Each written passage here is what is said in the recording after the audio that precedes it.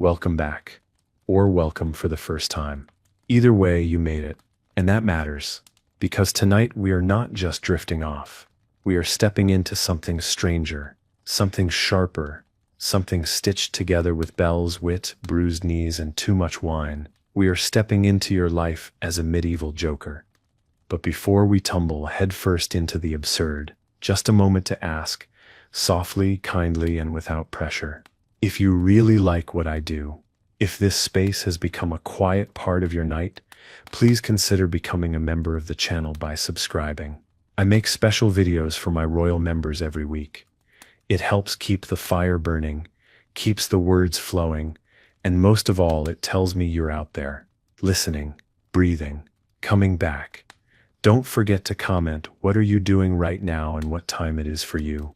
Now, on with the story. The first thing you need to know is this. You are not normal.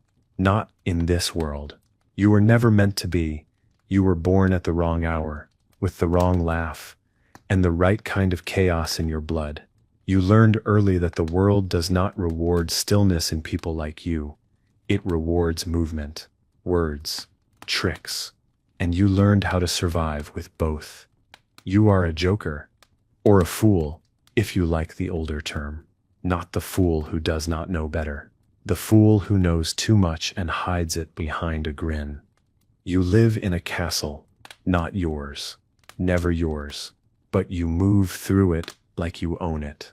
From the kitchen to the stables to the high stone hall where the king himself slumps in a chair that cost more than your entire family line. And you stand before him, bells on your ankles, motley on your back, and you do what no one else can. You make him laugh. And sometimes you make him think. It is a dangerous job. Make no mistake. One wrong joke, and you're in the stocks. One wrong truth, and you're in the river.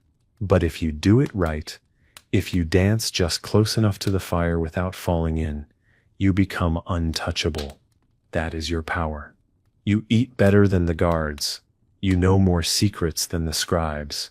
You hear the whispers of the court and turn them into punchlines. You see the world as it is and offer it back in riddles. You wake in a small chamber beneath the kitchen stairs. Your bed is straw, but your dreams are velvet. You wear a cap with two horns stitched in, not devil horns. Not quite. Just enough to remind people you are not to be trusted, and yet they trust you more than the priests. Because when you laugh, they feel safe. And when you stop laughing, they pay attention. Your tools are simple. A lute with two strings left. A dagger that no one knows you carry. A pouch of chalk for drawing faces on the wall. A mirror that does not lie. You carry all of them like weapons. Because in this life, your words are armor, and your silence, sharper than any sword. Today, the court is restless. A visiting lord has arrived. He smells like old coin and new arrogance. You have already crafted 3 jokes about his hat, 2 about his horse, and 1 about the sound he made climbing off it. You will wait until just the right moment to use them, because timing is everything. And you are a master of time. So eat your bread, tie your bells, stretch your smile. The curtain is about to rise, and they are all watching. The court smells like sweat and incense, a mix of spilled wine, polished boots, and candles that have burned too long. The king is already seated, slouched sideways in his heavy chair, bored before the feast has even started. His eyes skim the room like a man looking for something to hate. You stand just to the left of him, where the light catches your bells but not your face. That is how you like it. Always half seen, always on the edge of notice. The new lord struts in. He has too many rings, and not enough neck. His tunic is stitched with silver thread, and his eyebrows are drawn too high, like they are trying to escape his face altogether. You smile, not with your mouth, with your posture. With the way your knee turns slightly, with the way your head tilts, like the man is already a punchline. You speak before anyone else can. You say something about how even his horse looked embarrassed to carry him. The court laughs. Not too loud. Just enough. The king grins sideways.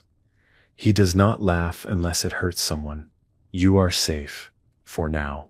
Your job tonight is not just to amuse. It is to distract. There are too many tensions in the room. A new tax passed. A cousin executed. Someone whispered that the queen no longer sleeps alone. You feel it all in the way people chew, in the way they lift their goblets. Too slow, too cautious.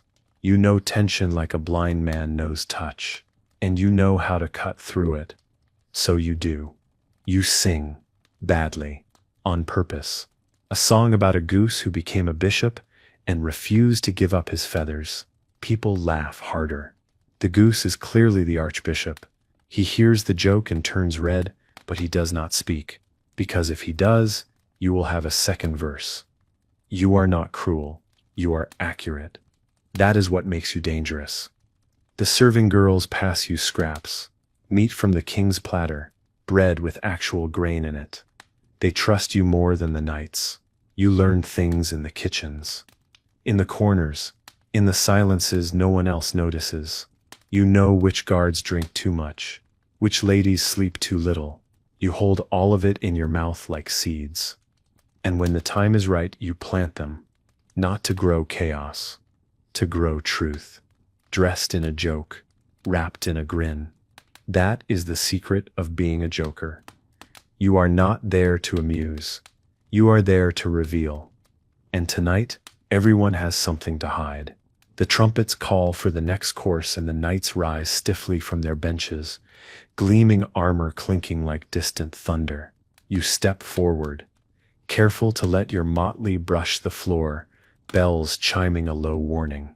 A platter of spiced venison is carried in by 2 footmen who glare at you as if you might steal their shadows.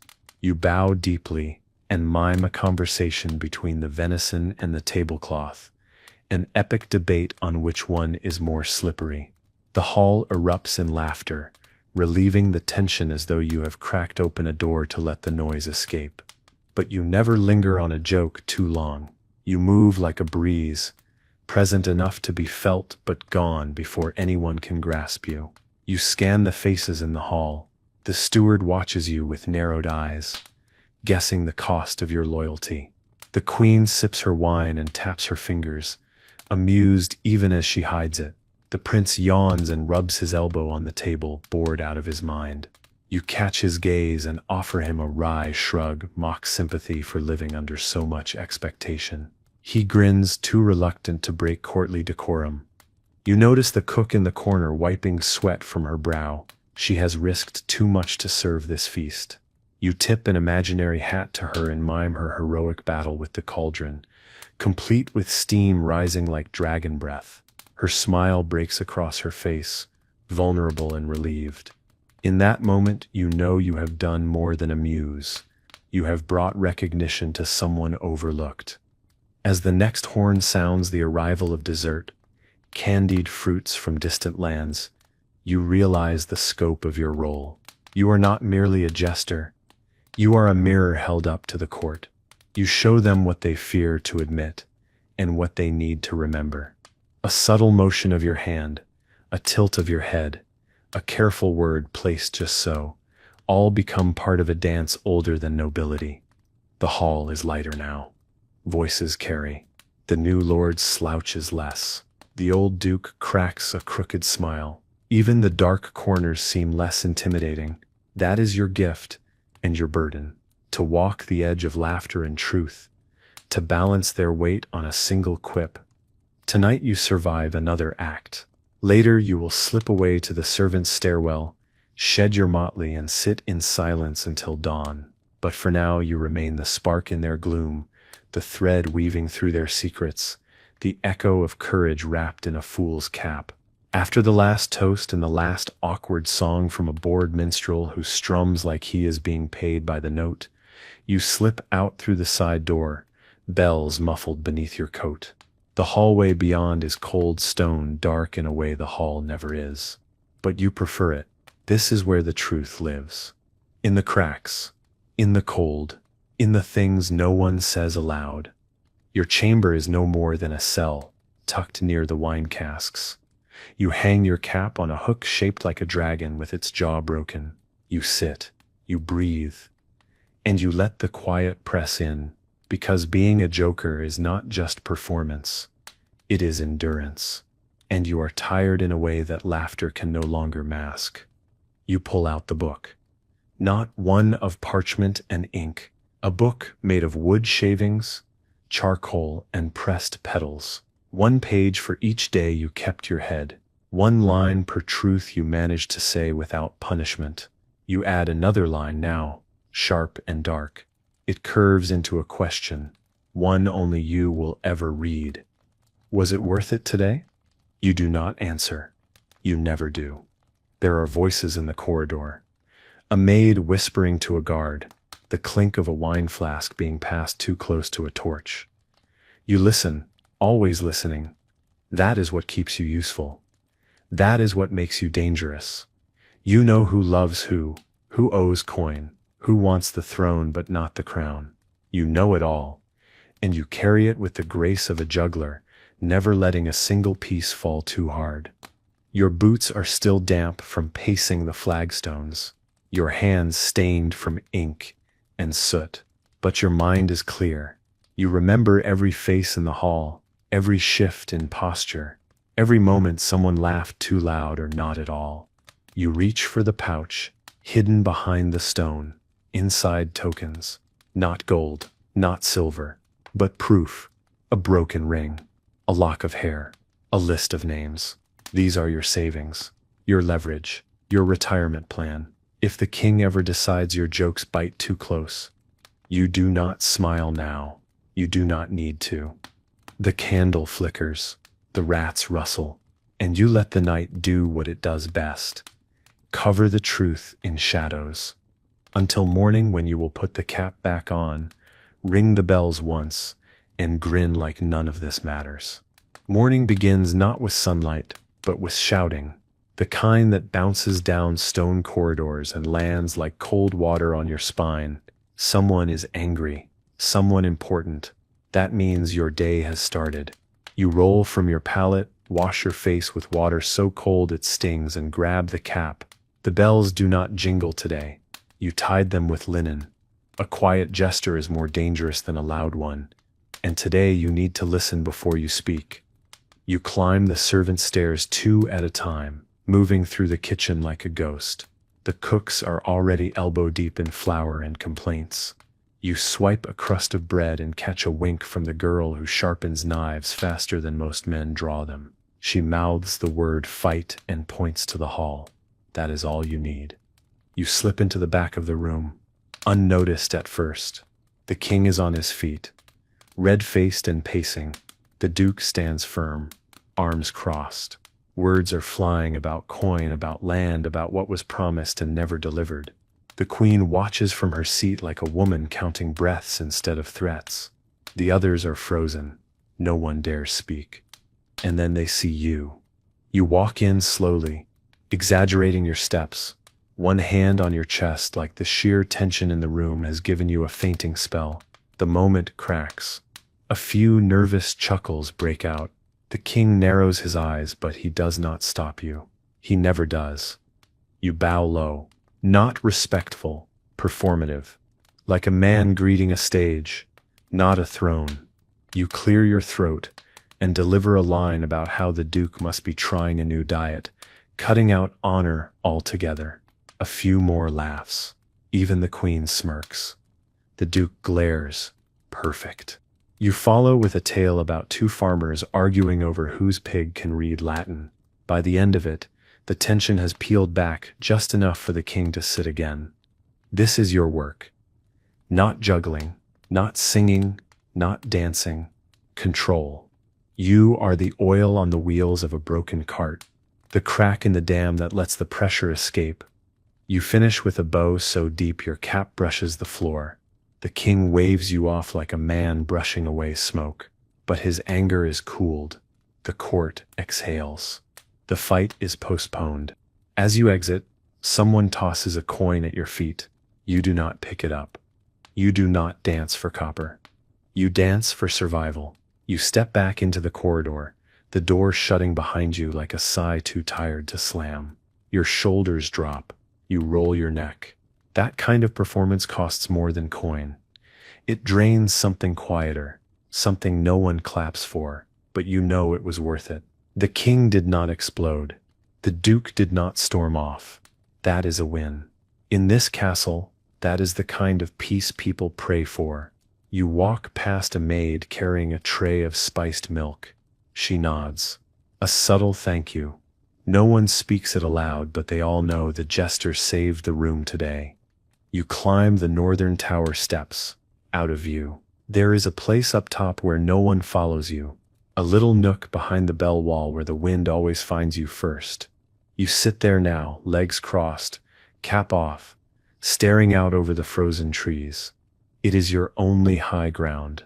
The rest of your life is spent in corners, under tables, behind laughter.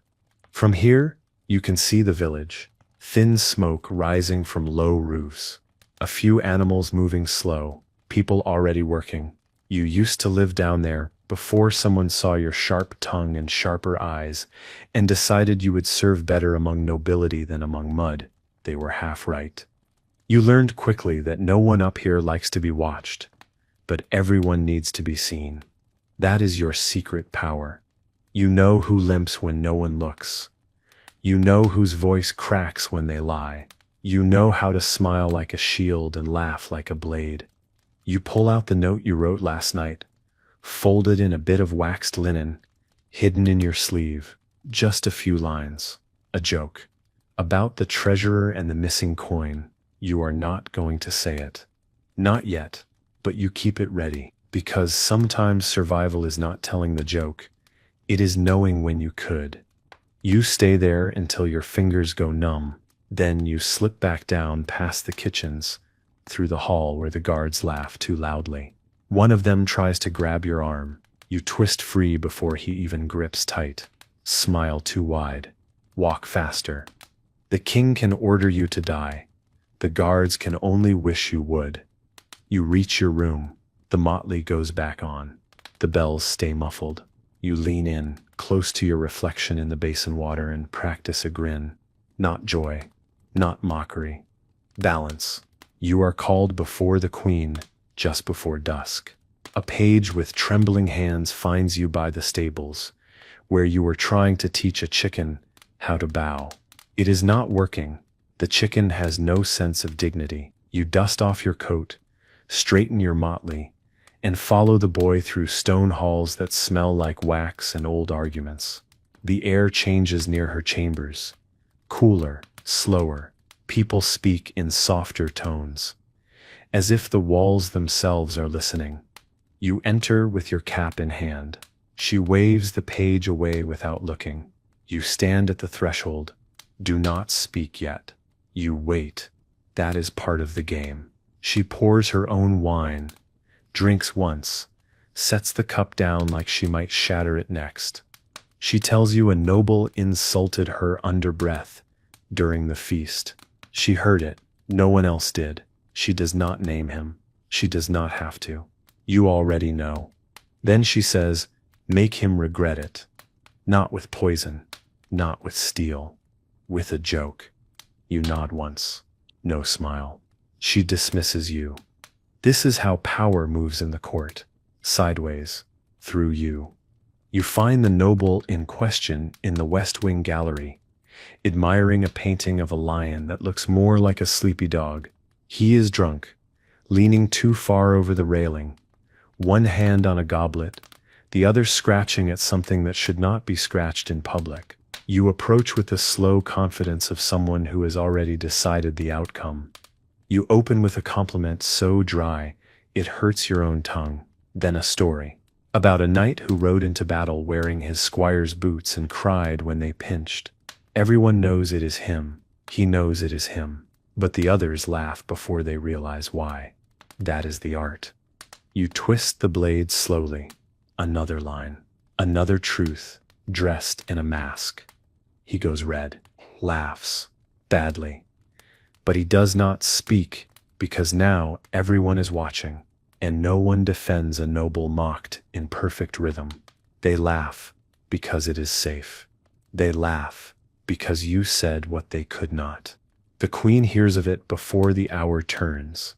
She sends no message, just a bottle of the same wine she was drinking earlier. You open it alone, sip once. It tastes like victory. Sharp, expensive, forgettable. Like everything in this place. The thing no one tells you about power is how lonely it is. Not just for kings and queens and dukes who sleep behind locked doors. For you too, the jester, the fool, the one who knows everyone's secrets but never hears their prayers. You walk through the castle after the wine is poured, after the guards have eaten, after the fire has turned from flame to ember, and you are alone. Not by accident, by design. You pass by the chapel, empty now.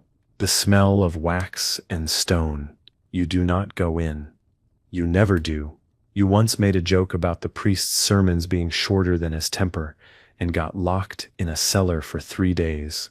You still have the scar where the rat bit your ankle. You prefer your own religion now.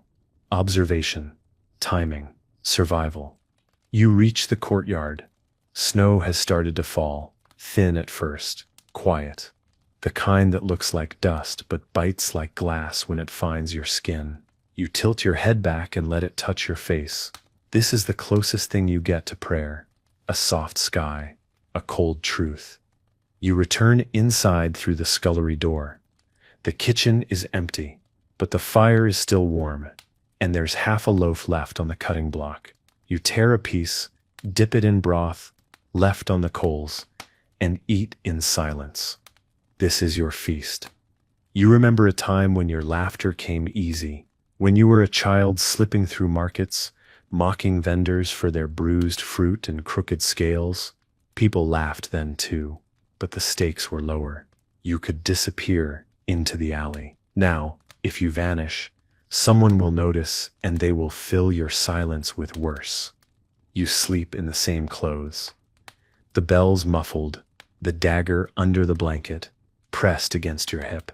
It is not for killing, not unless it must be. You wake to footsteps. Heavy, not guards, not servants. Someone important. You sit up before they knock. A page, pale, young, staring like he's seen a ghost wearing your smile. The queen wants you. Now, you do not ask why the queen wants you. You never ask. Questions are the privilege of people who do not rely on timing for survival. So you follow, through hallways still damp with night, past windows crusted with frost, past portraits of people who never laughed and never meant to. The page says nothing. He walks too fast. That tells you enough. The queen is alone in the solar. No ladies, no guards, just her and a candle so low its flame dances like it's trying to leave. She is standing. That is never good. She is holding a piece of parchment. Worse, she does not offer a seat. Worst. You bow, not deeply, just enough to acknowledge that you know your role and you are willing to perform it. She says nothing for a while. Then, she reads the note. Not to you, to the room, to the silence. It is a short verse, clever, biting, not yours. But it sounds like it could have been. That is the danger of being a jester. Eventually everyone starts hearing your voice in words you never said. The verse is about her brother, about the war, about the coin lost and the men sent to die for a cause no one remembers. It is brutal and true. She asks if it was you. You say no. You do not explain. She watches your face the way a hawk watches something smaller than its hunger. Then she nods once. Slow, not belief, not disbelief, just calculation. She says it must not be traced to you, which means she believes you said it, which means she believes it was too good not to come from your mouth, which means your reputation has started to feed itself, even when you are not trying. That is power and danger. She gives you the note, tells you to burn it, not in the hearth, in the courtyard. publicly, where people will see you, where people will assume you wrote it and are now being punished. You nod again. Because this, too, is part of the mask. You leave with the note in your hand and 20 eyes on your back. By the time you reach the courtyard, the sun has not yet risen. You light the torch. You hold the page. You burn it. But you memorize every word before it turns to ash. Because someone else wrote what you could not. And that means you are not alone. The fire is still smoldering when the steward steps outside, arms folded, breath clouding in front of him like a man trying to warm himself with authority. He does not speak at first, just watches the ashes like they might rise again and spell out something damning. You wait, still, no expression. The silence stretches so thin you can almost hear the parchment curling in memory. Then he asks if you understand what message you just sent. You nod once.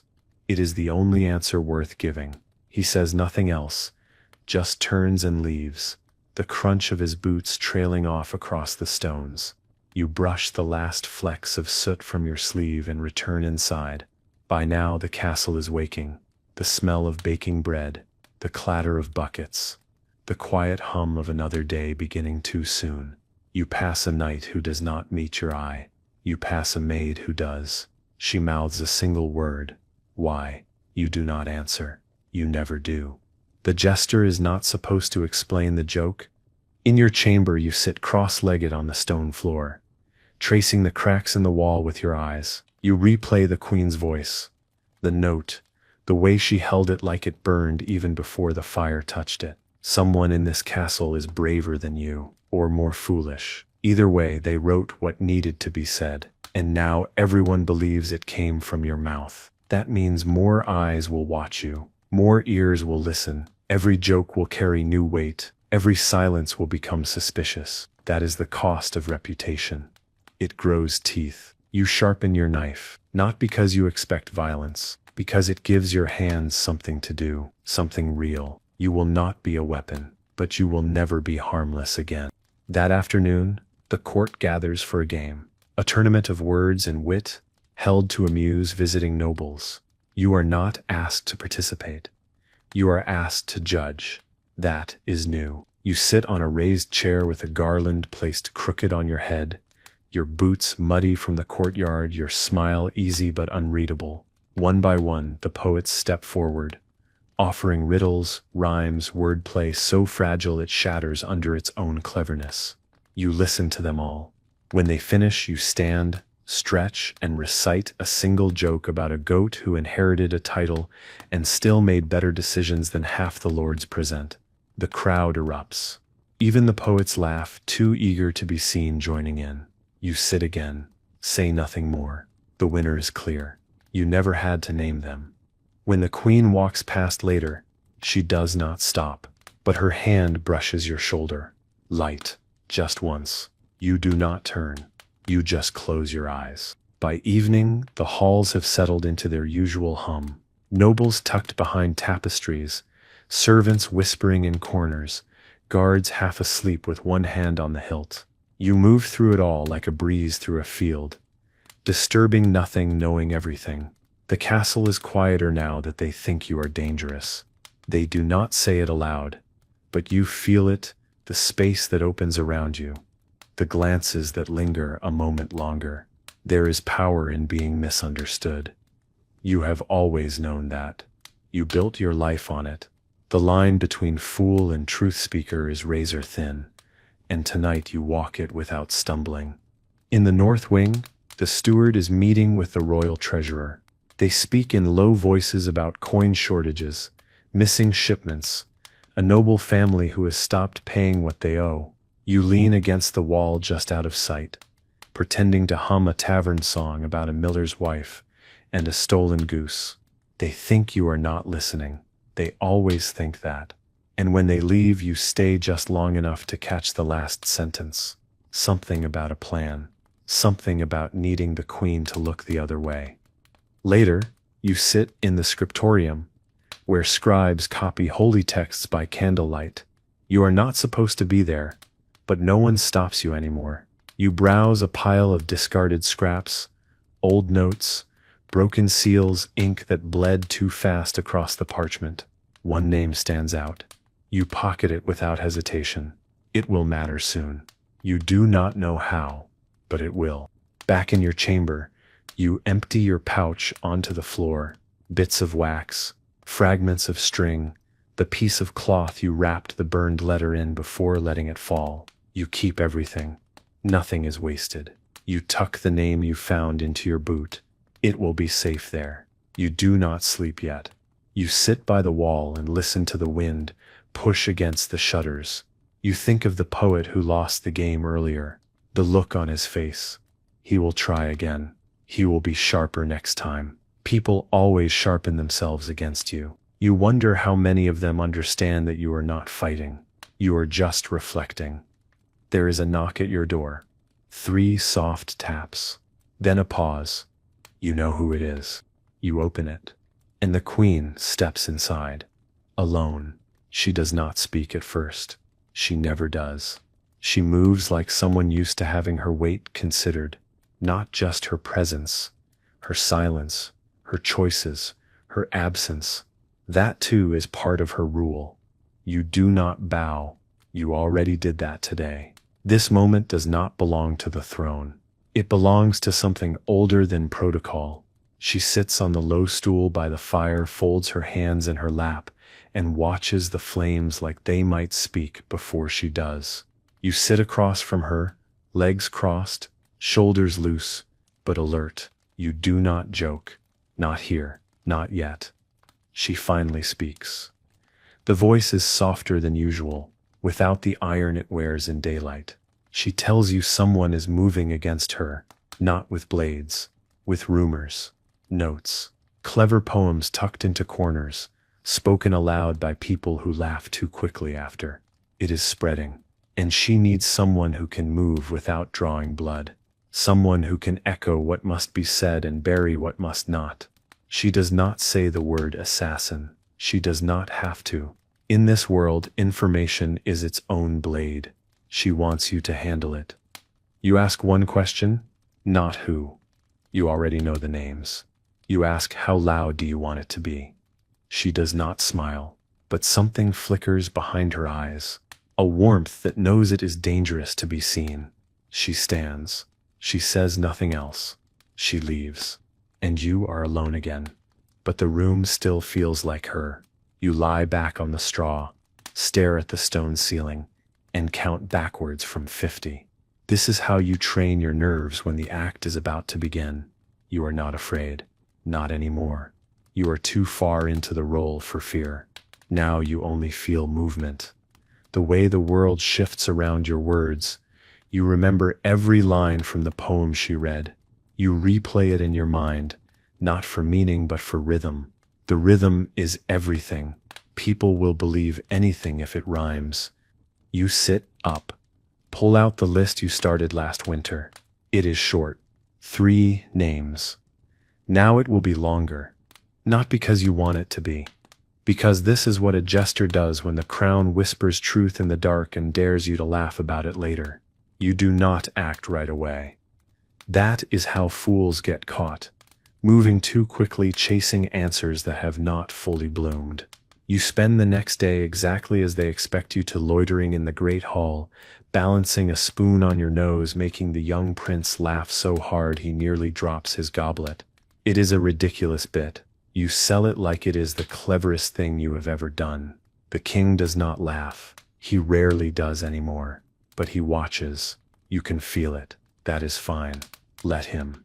Later, you make your way to the aviary, where the falconer keeps his birds in secrets. You compliment his bird's posture. He laughs, calls you an idiot, then gives you what you came for, a folded note tucked under a seed bag, written in the same ink that stained the parchment burned in the courtyard. You thank him with a riddle about a chicken who became a prophet and predicted her own soup. He does not get the joke. That is fine. It is not for him. Back in your chamber, you lock the door. Not because you need privacy, because you need stillness. You unroll the note, no names, just a message. The ones closest to the fire are usually the ones feeding it. You read it 3 times, then commit it to memory. You burn it without hesitation. You stare into the small flame longer than you should. You return to the hall in time for supper. You perform again, this time with shadows cast on the wall, making nobles into animals, animals into kings, kings into goats. They laugh. They always laugh when it sounds like someone else is being mocked. They never realize when the blade is for them, until it is too late. You pass by the steward's table and leave a single plum on his plate. It means nothing. It means everything. He will not sleep tonight. He will wonder if you know. You do. Later, as the castle falls into sleep, you slip through the kitchen, through the cellar, and into the unused corridor behind the chapel. You carve one line into the wall with your dagger. Do not trust those who smile without lines. Tomorrow, someone will find it, and begin to wonder who you meant. At dawn, you are already awake, sitting on the roof tiles above the west wing, watching the first thin smoke rise from the village below. The rooftops glitter with frost, and the river looks like it is holding its breath. You chew a strip of dried apple from the cook's larder and think through the day ahead. You have 3 names now, 1 confirmed, 1 suspected, 1 whispered. Each one has power. Each one smiles like a man who has never had to pay for it. You will change that, but not with poison, not with blades. You will do what you were made to do. You will speak, loud enough for the right people, quiet enough that no one can blame you outright. You slip back inside, just as the bells toll for morning prayers. You skip chapel. Everyone expects that. You instead walk the servant halls, trading jokes for rumors. You learn the steward has ordered a second set of books to be copied, that the queen's brother has sent a rider without a seal, that the king's physician has changed the wine for something stronger. None of this is useful yet, but it is the ground beneath the stage. You are laying planks with every word, every glance, every nod that lingers half a second longer than it should. At midday you stand before the nobles and tell a story. It is an old one, about a king with a crooked spine and a jester, who built him a throne that forced him to sit straight. The punchline is sharp, the reaction sharper. You lock eyes with 3 men. One of them flinches. The wrong one. That tells you something. After, in the hallway, the youngest of the 3 stops you, tries to laugh it off. You smile with your eyes but not your mouth. He asks if the story was about the king. You say no, of course not. You were speaking in metaphor. Then you tilt your head and say, unless it felt true, in which case maybe it was. He leaves, pale. At dusk, you sit with the cook by the back fire and share wine that tastes like iron and burnt cherries. She does not ask you why you are quiet. She knows the rhythm of your silences better than most. She tells you that someone has been asking after you, a messenger from the north wing. No name given, no message left. That is enough. You walk back to your chamber slower than usual. You scratch a symbol into the underside of your stool. You place a lockpick under your mattress. You count your breath until it matches the sound of the wind outside. They think the fool is a tool, but they have forgotten what happens when the mask learns how to see. You spend the morning walking the gardens. It is too cold for roses now. Only the bones of hedges remain, knotted and bare, but you walk them anyway. Because the gardener's apprentice has loose lips and clumsy hands, and this morning both have brought you something useful. A parchment, no seal, folded twice and tucked beneath a cobblestone near the sundial. You wait until no one watches before slipping it into your sleeve. You do not read it yet. You wait. That is the trick. You always wait until the world is too loud for spies to hear your thoughts land on paper. For now you pocket it beside the shard of mirror you carry like a second set of eyes. At supper you sit on the floor, cross-legged like a child, and entertain the youngest nobles with a story about a dog who became a duke. They howl. The king watches. You do not look at him. You never offer your sharpest lines unless someone earns them. And tonight is not his night. Tonight you are keeping your teeth covered in velvet. Tonight is about misdirection. While you hold their laughter, the real message is moving. 3 couriers sent out before sundown, all carrying versions of the same story, each one slightly bent. You are not trying to spread the truth. You are trying to see who reacts first. After the feast, you read the parchment in the stillness of the corridor near the old chapel gate. It is a list, short, 5 names, 1 scratched out, 2 you know too well. 1 surprises you. The last makes you stop breathing for a full count of 10. You fold it again, once, twice, and feed it into the crack behind the altar stone. Let someone else find it years from now and wonder what kind of war was being fought in silence. Back in your chamber, you rearrange the bells on your motley, just slightly. You add a second loop of linen under the left one so it muffles harder when you turn. It seems like nothing, but everything in your life has been earned by slight shifts. The way a grin changes a sentence.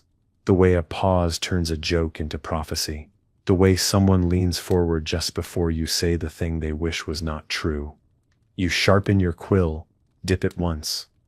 Write a single sentence on the back of a wine label. Sometimes the crown does not fall. Sometimes it cracks from the inside. You place the bottle back on the table by your bed. Someone will read it tomorrow. The bells ring early. Not for prayer, not for meal. A different tone, sharper, faster. It is the sound of trouble dressed in ceremony. You rise without hurrying. That would look like guilt. You dress like it is just another day. Motley on. Bells checked. Dagger hidden in the boot just in case. You step into the hallway and immediately sense the change. Cards stand stiff at every turn. Not relaxed. Not idle, alert. You pass 2 of them exchanging glances. One tapping the hilt of his blade like it owes him a confession. You smile without your eyes. The smile that means nothing, the one that keeps you alive. You reach the great hall and find half the court already gathered. The king sits higher than usual, both hands on his knees like he is bracing for a storm. The queen is not beside him. That tells you more than any whisper could. You scan the room once. The steward looks too calm. The bishop too nervous. Someone has moved a piece and no one is sure yet where it will fall. You step forward, bow with all the mockery required, and ask if the king would like a tale before the day collapses into history. He waves you on, too distracted to refuse. You begin a story about a rabbit who tried to build a dam to stop the river from flowing. Halfway through, it becomes clear the river is a war and the rabbit is someone in the room.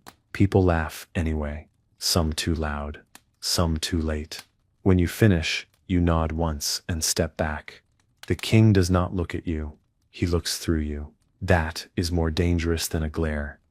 After court, you walk the long hall toward the solar. You are intercepted before you get there. A boy no older than 13, dressed in robes too rich for his age, hands you a folded slip of cloth. Inside, a key. Small, iron, old. You recognize the etching. It opens a chamber in the oldest part of the castle, the one with no windows and too much dust. You ask who gave it to him. He shrugs, says it was left in his bed with a coin and your name. You wait until night to go. You move quiet, soft steps. No bells tonight, just your breath and the sound of doors remembering how to groan. You unlock the chamber. It is empty, except for a single parchment on the floor. 3 words. She knows everything. You leave it untouched. You lock the door again. You walk slower now, not from fear, from knowing the game is no longer yours alone. You do not sleep that night. You sit by the window watching the moon rise slow behind the battlements, silver and deliberate like it is watching too. You replay the words on the parchment again and again. She knows everything. Not a threat, not a plea, just a truth. Left alone in a room no one visits unless they want to disappear. You think of the queen, her eyes, the way she touches nothing unless it matters. You wonder how long she has known, not just about you, about everything. How long has she been waiting for someone else to step far enough into the fire so she does not have to? At dawn, you stand in the courtyard and juggle 3 stones while the servants scurry past. They pretend not to notice, but they watch from the corners of their eyes. They always do. The stones are not for show. They are practice, balance, control. You let one fall on purpose and smile at the sound it makes. Like a bone-tapping tile, the kind of sound that stays with people longer than it should. You spend the day listening, not just to words, to pauses. You follow the bishop down the corridor and count how many times he glances over his shoulder. 4.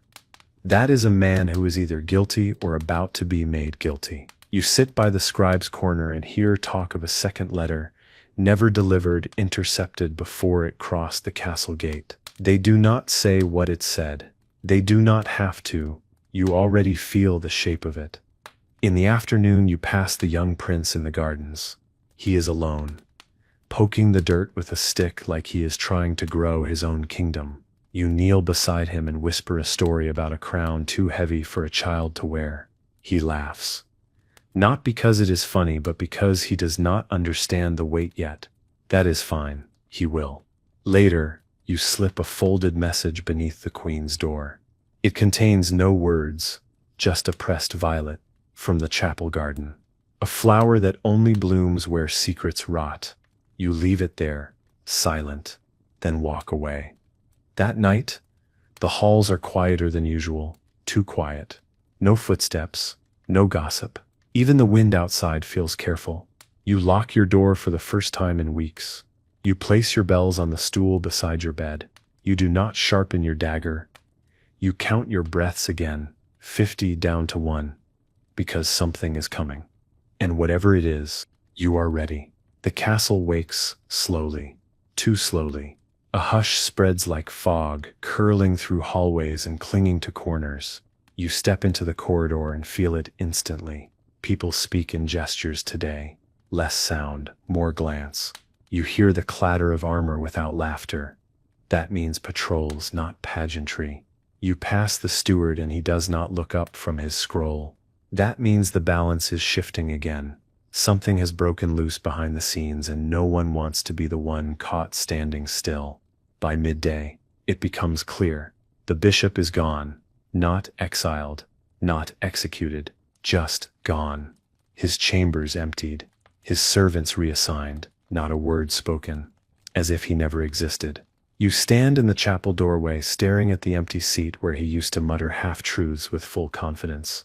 There is wax on the floor. A single melted candle that no one bothered to clean. You bend, press 2 fingers into the wax, and touch it to your neck like it is ash.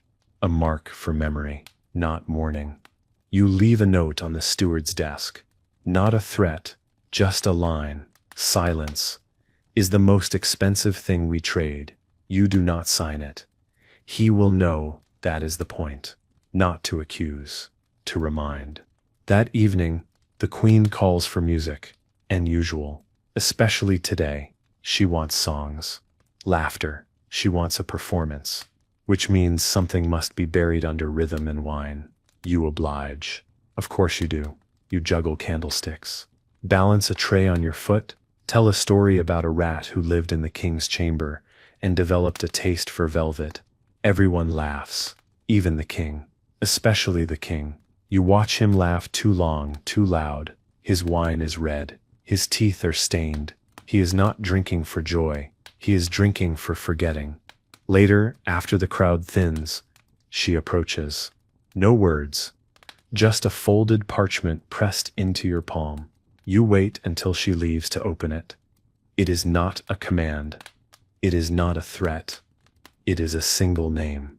And it is yours. You stare at the parchment longer than you should. Your name, inked in the same careful hand that signs treaties. Death orders, love letters never delivered. There is no instruction, no accusation, just the name, floating in that empty space like a ghost that has finally decided to speak. You fold it twice, slower than usual, tuck it into your sleeve. You do not burn this one. Not yet. Some ghosts deserve to linger. You walk out of the hall without a bow. No one stops you. Maybe they do not see you. Maybe they do and decide it is safer to pretend they do not. In your chamber, you place the parchment under the leg of the stool. Let it weigh. Let it press. You sit on the floor with your back to the door and run through the past 5 days in your head like steps in a dance. You did not mean to learn the letters, the silence, the bishop's absence, the queen's touch, the king's laughter. And now this your name handed back to you like a mirror you forgot you were holding. You sleep in pieces, dreamless. Eyes open every hour. At one point, you hear a knock, but it never repeats. You do not answer. You do not move. At dawn, you rise and dress like it is a festival day. Richer fabric, brighter bells, a splash of red in your sash no one has seen before. You want to be seen. You want them to wonder why. Visibility is its own armor.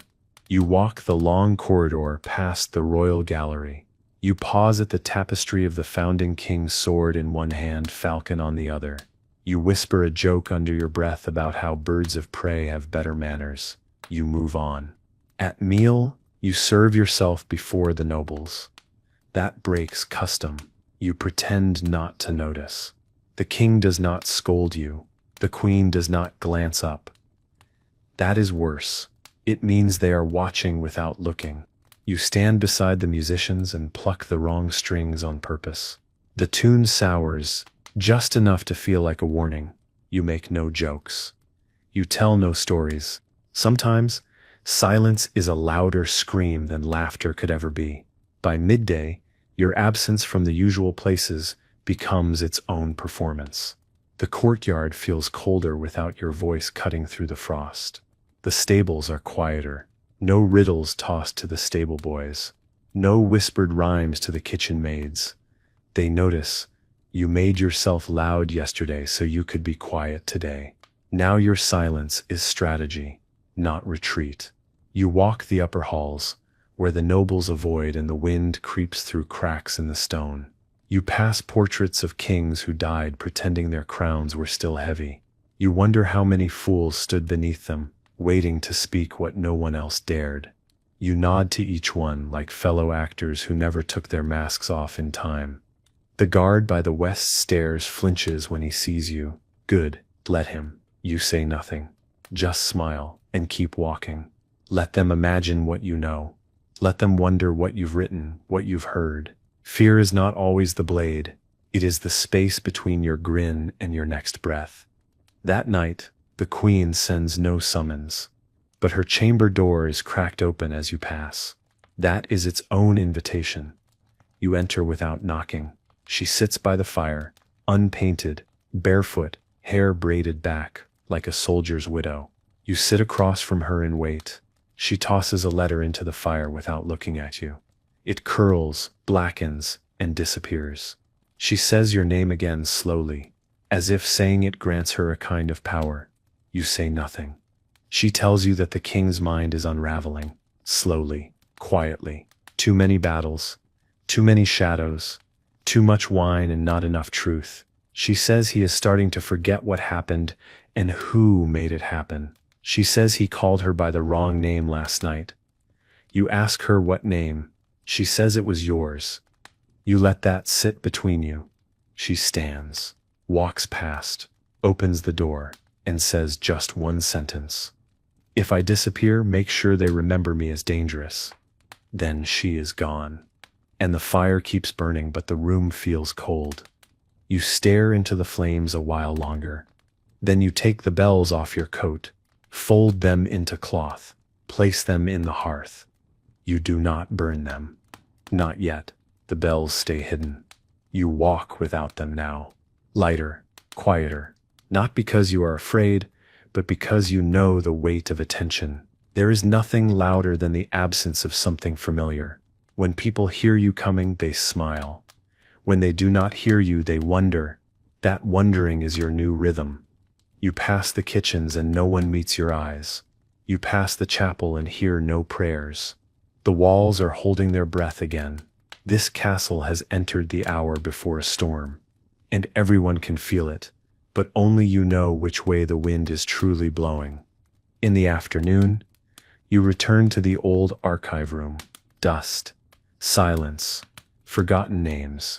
You dig through the scrolls, not for records, for patterns. You find copies of letters sent under false names. You match the handwriting to a steward who retired too young, to a noble who vanished during a feast, to a queen whose portrait was taken down a week after her final breath. You begin writing them down. A list, not of enemies, of stories, of endings. That evening, a messenger boy stops you outside the barracks, hands you a page sealed with wax in the shape of a crow's foot. You break it. It is a single line, scrawled in rushed ink. He has begun asking if you were ever real. You crumple it in your fist and let it fall into the trough beside the horses. You do not need to keep it. That truth is already in your spine. If the king no longer knows your name, it is not because he never knew it. It is because you have become the part of him he is trying to forget. That night you perform, not by request, by design. You stand in the hall unannounced and begin a tale about a tower that forgot who it was built to protect. A tower that looked out across the land and called every face a stranger. A tower that one day crumbled not because it was struck, but because the stones simply decided it was done, holding the weight of lies. The queen does not laugh. She does not smile. But she watches until the last word leaves your mouth. Then she stands and leaves the hall. Alone, the king calls for you the next morning. Not through a page, through his own voice echoing down the hall like a bell that has not rung in years. You step into the throne room slow, deliberate, wearing black instead of motley. That alone draws whispers. The king looks older than yesterday, or maybe just more honest. His crown sits crooked. His eyes do not meet yours at first. He gestures for the others to leave. They do. Even the guards. That is how you know something is coming. Something only for you. He speaks softly, like he is telling a secret to someone who has already heard it. He asks if you remember the night of the fire. You do. He asks if you remember who started it. You say no. That is the truth. And the lie. Because no fire ever starts with a spark. It starts with air. And you were the air that night, fanning something no one else saw burning. He stands, walks down the steps of his dais, closer than he has been in years. You smell the old wine in his breath, the faint scent of pine oil from a room no one enters but him. He says he remembers when you were young. Too clever, too fast. He says the court needed a mirror, and instead it got a knife dressed as laughter. He says he is tired. He says he wants one final joke. And then he says, make it count. You do not nod. You do not bow. You just speak. You tell him a story about a king who built a wall so high he could no longer hear the truth, echoing inside his own chambers. A king who forgot the names of the ones who fed him and feared the ones who smiled without blinking. A king who looked into a mirror one day and saw a fool grinning back. He does not laugh. He closes his eyes and whispers, yes, that is the one. You leave the hall before anyone else enters. By the time the court returns, the king is still sitting there, smiling, but not moving. They do not announce his death. Not at first. The court keeps moving, slower, quieter, as if no one wants to be the one to say what everyone feels. The queen does not weep. She sits beside the empty throne like it was always hers, and in many ways it was. You watch from the gallery, where no one dares ask what happened, because everyone already knows. He was old, they say, tired, the wine maybe, the cold, the silence. You are never named, not in the whispers, not in the records, but you see it in the way the steward no longer meets your gaze. In the way the guards stiffen when you enter a room. You have become the last truth he heard. that makes you dangerous and necessary. The queen calls for a feast, not mourning, celebration. She says the realm deserves joy. She says the king would have wanted laughter in his absence. No one questions her. You are told to prepare something special, a new performance, one for memory, one for legacy. You are handed the old lute, the one with the cracked neck and the missing string. You take it, not because it will hold the song, but because it will look right in your hands. That night, you do not perform. You walk to the center of the hall, lute under one arm, bells silent, coat black. You speak once, just once. You tell them that the king ruled in his time, and now time rules in his place, and that the fool who outlives the crown is never truly free. Then you bow and leave the hall. You sit in the chapel later, alone, the cold pressing through the stone into your spine. You light a candle, not for the king, for the silence he left behind, a silence you now carry like a crown made of smoke.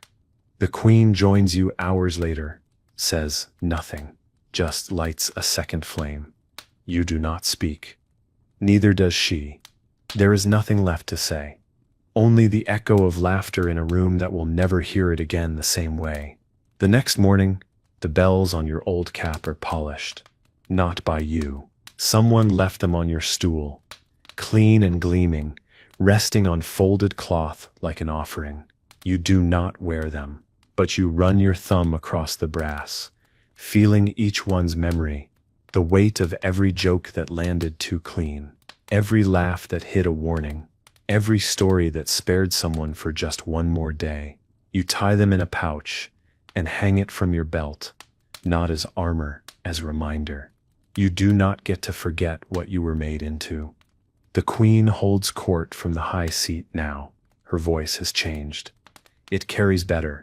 There is no pretense of softness anymore. Her commands come like finished thoughts, and no one dares interrupt them. You watch from the gallery. You are not required to be there, but you come. Because watching power shift is how you stay ahead of it. She makes decisions quickly, cuts off 2 trade agreements, raises a new tax, sends a letter sealed with her own blood to the southern marshes. The court listens like it is hearing prophecy. No one says her name louder than necessary. In the evening, she sends for you. You find her in the tower room where the wind screams through the shutters even when the sky is still. She stands by the fire, sleeves rolled, hands bare. She looks tired, but only in the way a blade is tired after cutting through something thick. She asks you if you are still her fool. You answer, no. She nods. Then she asks if you are still her shadow. You do not speak. That is enough. She hands you a sealed parchment and says it must be delivered, not by courier, by you, in person, to someone who does not appear in any records. You recognize the name, one of the scribes who vanished years ago. You thought he was dead. She smiles when she sees the flicker in your eyes. That is her answer. She says, go at dawn. No escort. You nod once.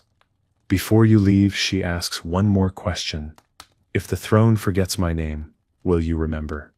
You meet her gaze and say yes, but only if I forget mine. You leave before dawn. The sky is still iron-colored, and the mist hangs low, curling around the castle, like it wants to remember everything it touches. You wear no colors, no bells, no disguise, just a black coat, a blade no longer hidden, and the sealed letter tucked behind your ribs like a second heart. The guards open the gate without a word. They do not salute, they do not nod, they just watch. It is the same way people look at statues of saints, too afraid to pray to them, too afraid not to. The road curves south through the trees, old oaks that creak even when the wind holds still. You walk without a horse. The queen said you would be faster this way. She was not wrong. You know how to move like a rumor, soft-footed, low-eyed, gone before anyone can ask the right questions. You pass a caravan with painted wagons. They do not speak to you. One of the children stares. You smile once. It is enough to unsettle everyone. By nightfall you reach the edge of the marsh. The air thickens, sweet and rot tangled together. The village is barely there, just scattered huts and a longhouse buried in reeds. You ask no questions. Just find the one with smoke still rising. Inside, a man sits with ink-stained fingers and a voice like dry leaves. You hand him the letter. He does not read it, just smells the wax, nods once, and tosses it into the fire. He says she remembers. He says the work will begin again. He pours you bitter tea without asking your name. He knows it. They all do, out here, even if they pretend not to. That night, you sleep by the hearth with your boots still on. A dog curls beside you without asking. The fire burns low, slow, steady. When you close your eyes, you dream of a throne made of pages, and a woman sitting on it whispering your name like it is a secret spell carved into old stone. And you wake knowing you are not the fool anymore. You are the story that survived the crown. When you return to the castle, the gates open slower, not from rust, from suspicion. You step through like fog, silent, unannounced, seen only when you choose to be. The guard captain nods but does not meet your eye. You are no longer the jester in his mind. You are something else now, something quiet that outlived a king. That makes people nervous. You walk through the halls and feel the shift in the way doors open, the way voices drop when you pass. You are not wearing bells, but the silence around you rings louder than they ever did. You reach your chamber and find the latch undone. Inside, nothing stolen, but everything has been touched. Your stool moved, your blanket folded wrong, someone looking for a truth they could not find. You leave it, you do not lock the door again. You want them to come back. You want them to think you are unbothered. That is how you bait people who trade in whispers. They expect fear. You give them stillness. Later, the queen sends word. Not through a page, through the cook. That is how you know the message is real. She says 3 words, it has begun. You nod once. Thank the cook. Take a piece of bread you do not eat. You walk to the highest tower where the air feels thinner, the view wider. You stare out across the valley and see the banners being raised on the eastern road, the old sigil, the one that was burned from memory after the last rebellion. You are not surprised. You are not afraid. You are ready. That night, you sit by the fire and write a name on a strip of cloth. One name, nothing else. You wrap it around your wrist, knot it twice, and press your palm to your chest. This is not costume anymore. This is oath. You wake before the bells ring, before the cooks light their fires, before the castle remembers it is supposed to breathe. You dress without thinking, each motion practiced into muscle, black wool, dagger at the hip, ring hidden inside your glove, the one only the queen knows you wear.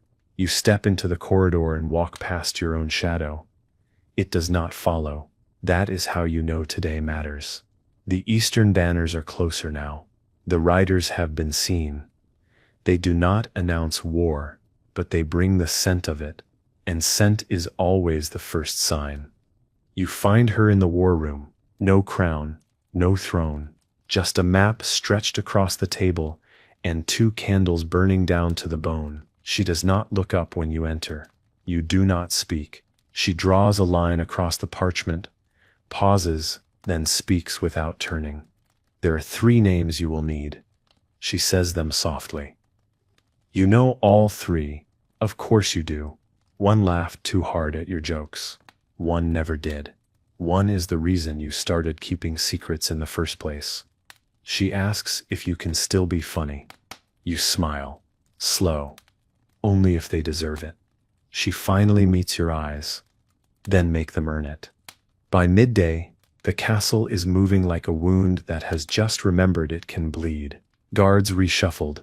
Doors locked that were once left open. Servants told to speak less.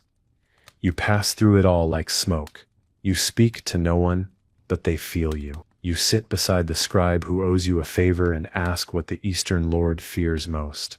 He tells you, A story about his son, about a hunt, about a choice not made. That is enough. You write it down, just the shape of it. Because a joke is only funny when it is true. Because when it is not funny anymore, it becomes justice.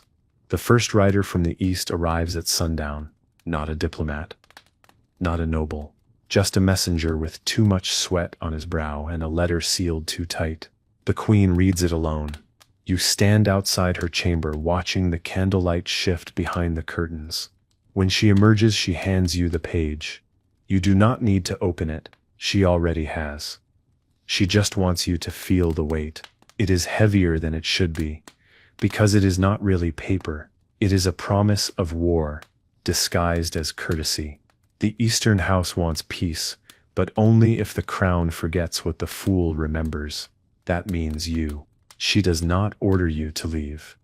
She does not order you to stay. She says, be clever. So you go to the stables. You pick the slowest horse, the one they least expect. You ride out at dusk, not toward the east, but toward the cliff trail, where old messengers used to hide when truths were too dangerous to speak. You light no torch. You ride under the stars and let the moon show you where the world still hurts.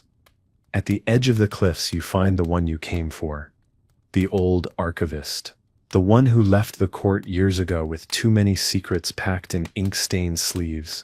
He still lives, still keeps the truth in scrolls buried under stone. He sees you. He knows why you are here. He does not ask. He hands you a single book wrapped in oilcloth. Inside, records of deals, letters, debts unpaid by the Eastern bloodline. Proof. You take it. Not for blackmail. For clarity. Because power without memory is just noise. You return by first light. You place the book on her table. Say nothing. She opens it slowly and begins to write.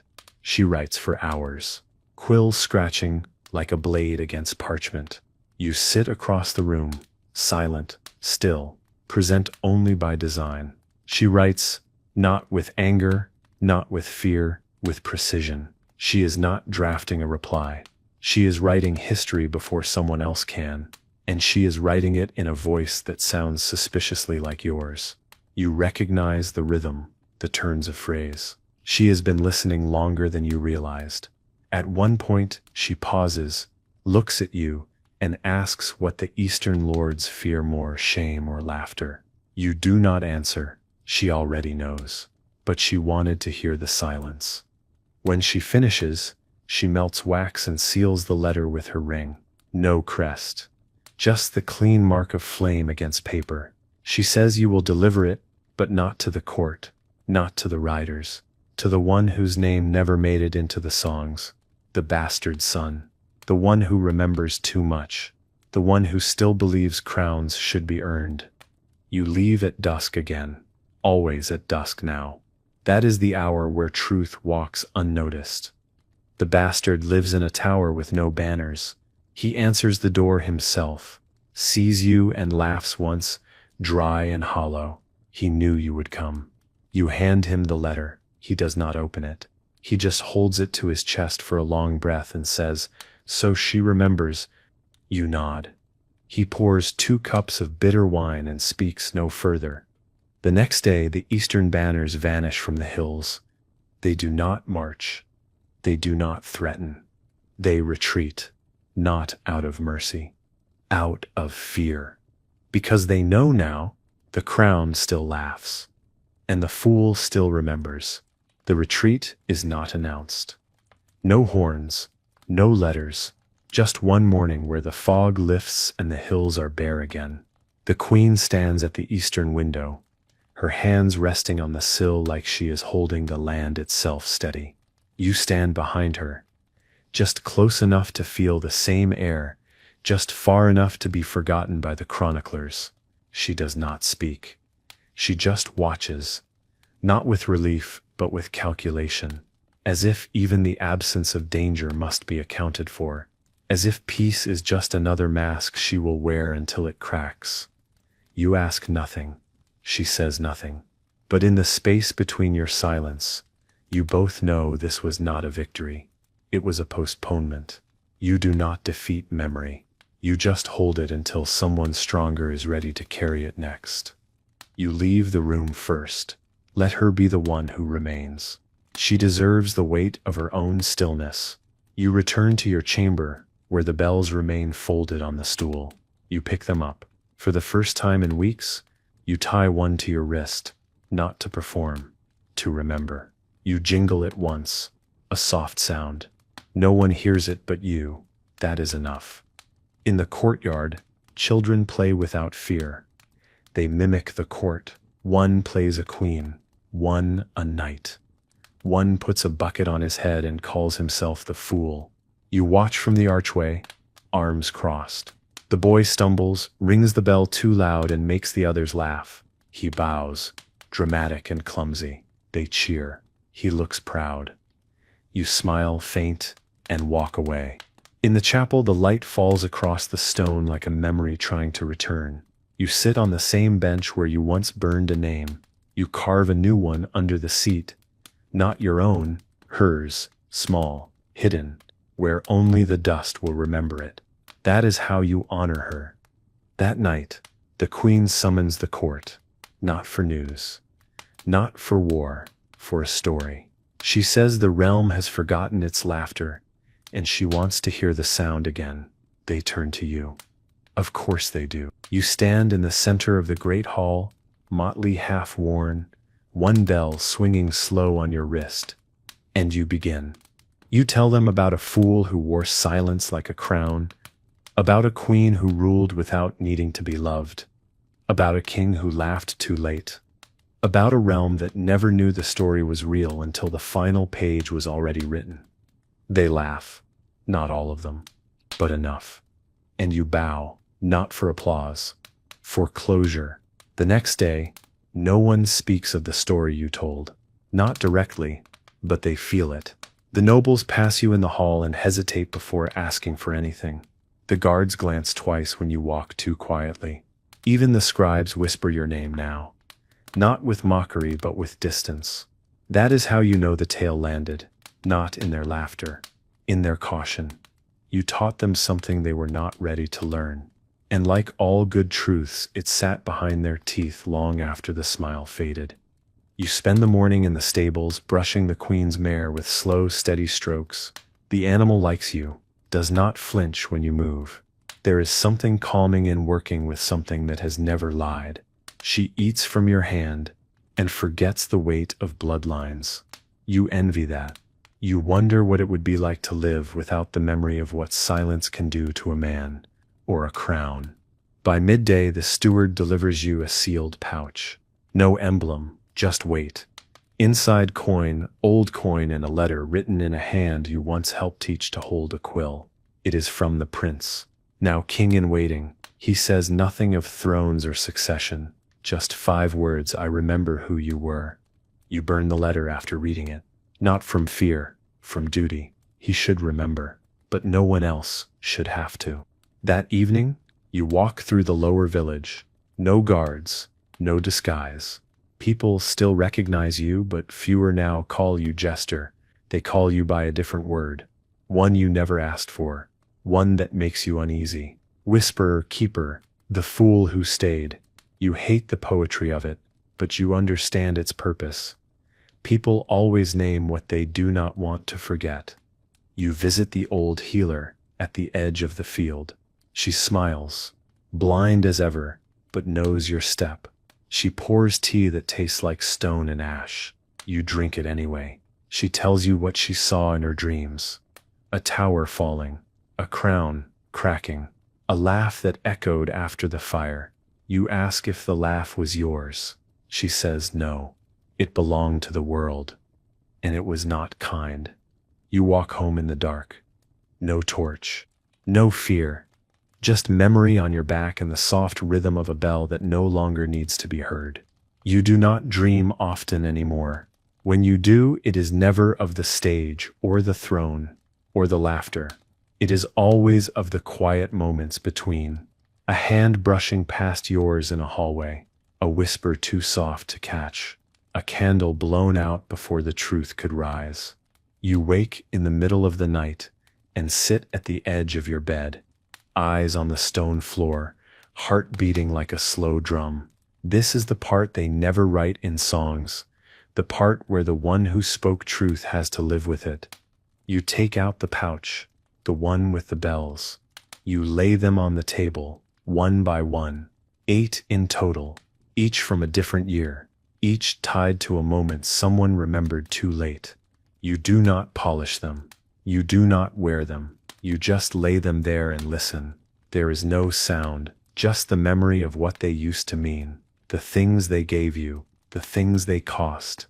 At sunrise, the queen sends for you. No ceremony, no summons, just a knock and a nod. You walk through the castle with your head uncovered. No cap, no mask, no roll. The servants step aside without being told. You pass the new guards, too young, too serious. They think you are a myth made flesh. They are not wrong. You meet her in the garden. She is kneeling in the frost, gloveless, planting the first seeds of winter grain. You say nothing. She offers no explanation. She looks up once and says, "I need something that will grow after I am gone." You crouch beside her, reach into the soil, dig with bare hands. The cold bites, but you do not pull away. Together you plant. No guards, no court, no audience. Only the earth and the weight of what must continue. Later she walks with you to the chapel, says the tomb is finished, the king's name is carved deep, as if that makes him permanent. She asks if you would like your name on the wall too when it is your time. You smile, say nothing.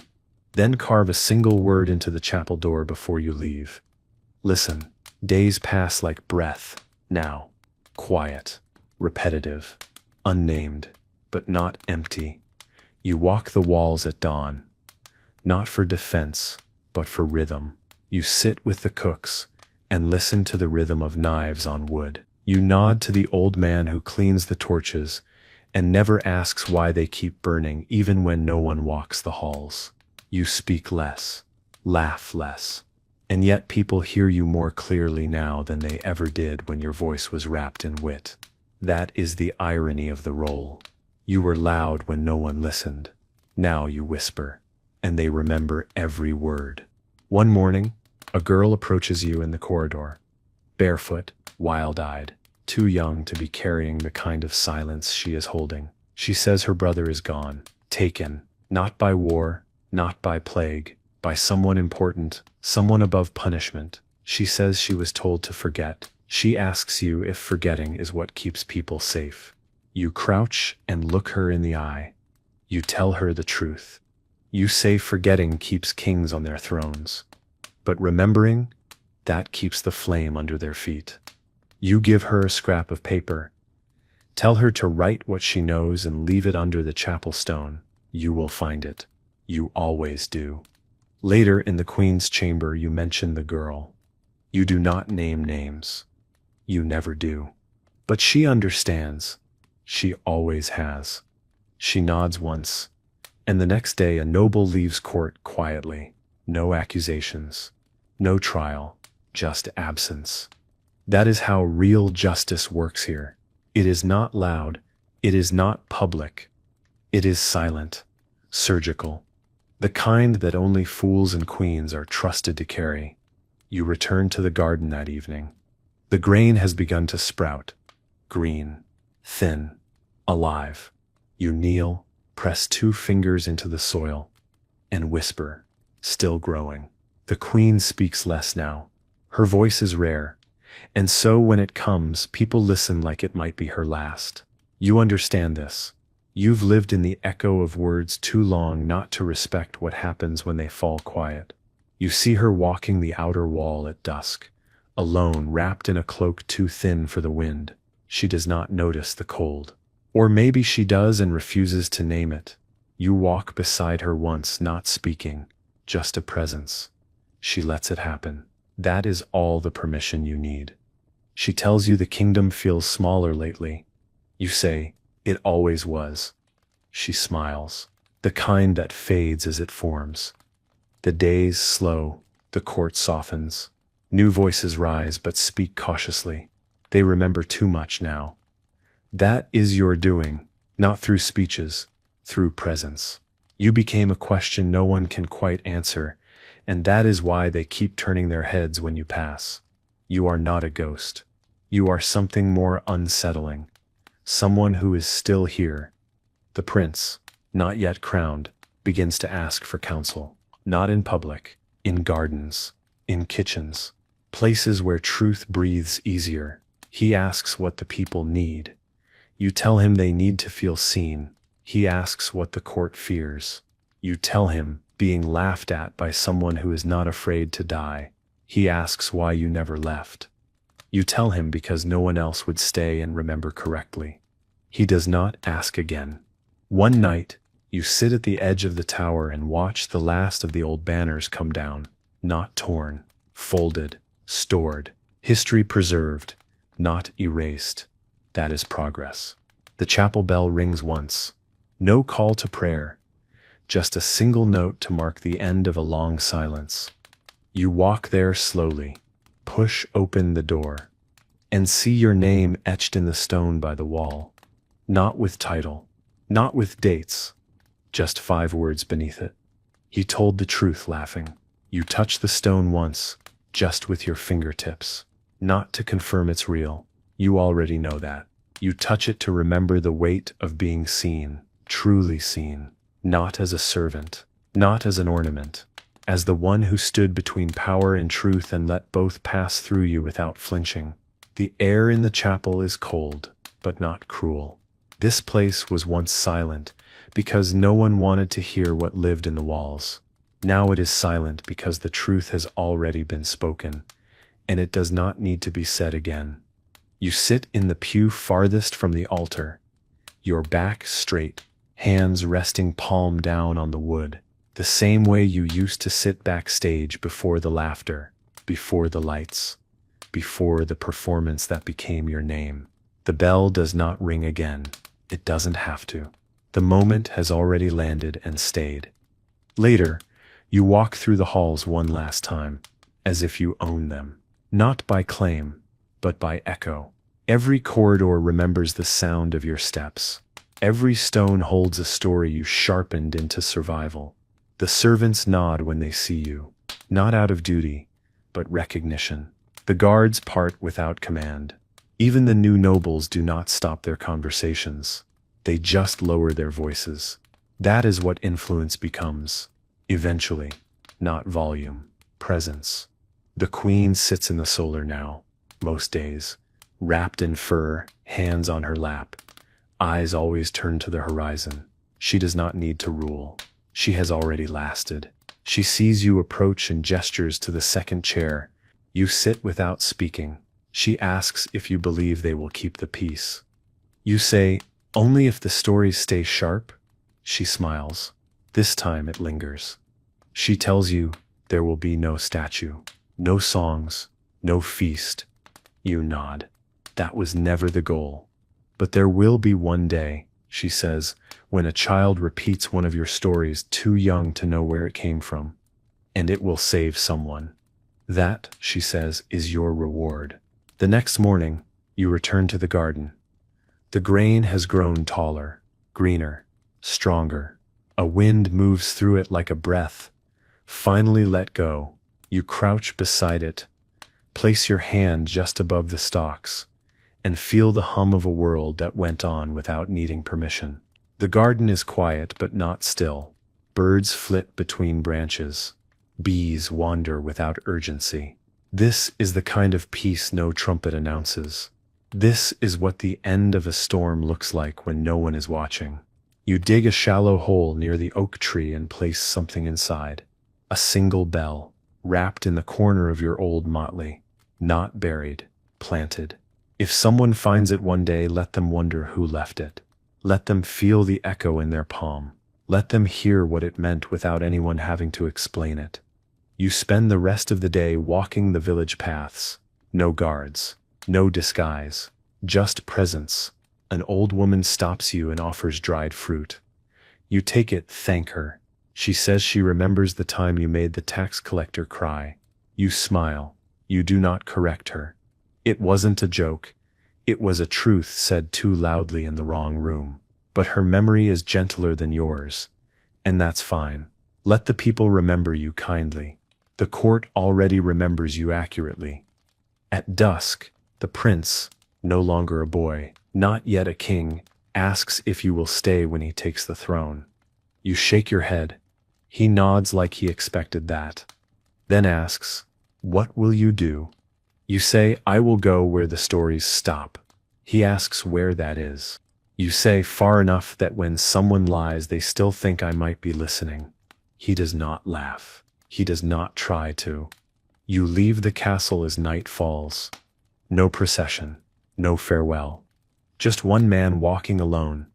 The sound of his steps too soft to echo, and too familiar to forget. You follow no road.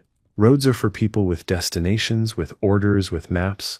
You walk the tree lines where the paths are chosen in the moment, where no one expects to find a figure dressed in silence, carrying memory like a blade hidden beneath his ribs. The sky stretches gray above you.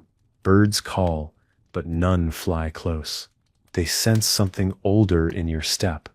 Not threat, just knowing, the kind of knowing that shifts the air. By the third day, you reach a hamlet too small to name. A mill turns slow in the wind. Children chase chickens between huts.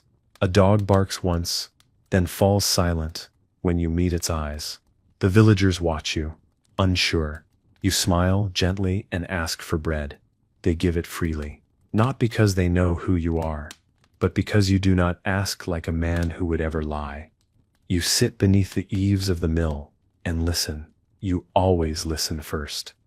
You learn about the merchant who steals from the waits, the boy who carves too well for his age, the woman who lost 2 sons and still sings by the river. No one tells you these things. They just say them near you, like you are not a stranger, like they trust something they cannot name. That night, you share a fire with a tanner who drinks too much and speaks like a man waiting for an apology that will never come. You tell him a story, not a joke, a tale, about a kingdom where fools kept the crown honest, and where silence once ended a war. He asks if it is true. You shrug. He says, "It sounds too sharp to be a lie." You sleep outside. No roof, just stars. You do not dream. But when you wake, the air feels lighter. The world has begun to carry its own weight again. And you walk on. You arrive at the coast, after weeks of drifting, not wandering, drifting, like something being carried back to where it started, not to rest, but to dissolve into something bigger. The sea is cold and wide and entirely disinterested in your story. You like that. You sit on the cliffs above it and speak to the wind, like it is the only thing left that cannot lie. You tell it names you never spoke aloud. You give it the weight of choices you never confessed. The wind does not answer, but it listens. Below, a fishing village bustles with quiet purpose. Nets hung, boats patched, salt thick in the air. You stay on the edge. You are not made for towns anymore, but they offer you fish anyway. A boy with red hair hands it over like it is a secret. He says nothing, just waits. You nod. He runs off grinning like he gave a gift to a myth. Maybe he did. That night, you carve a line into driftwood, a line you have carried for years but never said aloud. When they stop laughing, you will know they are afraid. You place it in the sand and let the tide pull it away. That truth belongs to someone else. Now, you've carried it long enough. At sunrise, an old man sits beside you without asking. He says he once saw you in a king's court. You ask if he remembers what you said. He shakes his head, only remembers how quiet the room got when you finished. That, you say, is enough. He offers you a flask. You take a sip.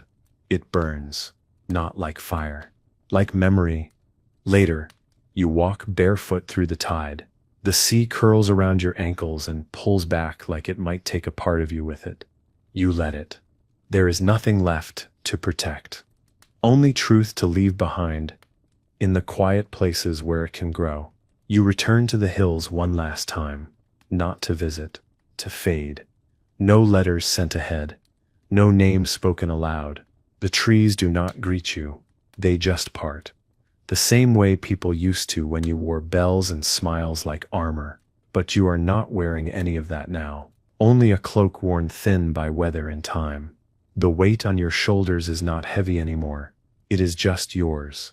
Familiar, like a name whispered through a closed door. You find the old orchard still standing, bent with age, overgrown, but alive.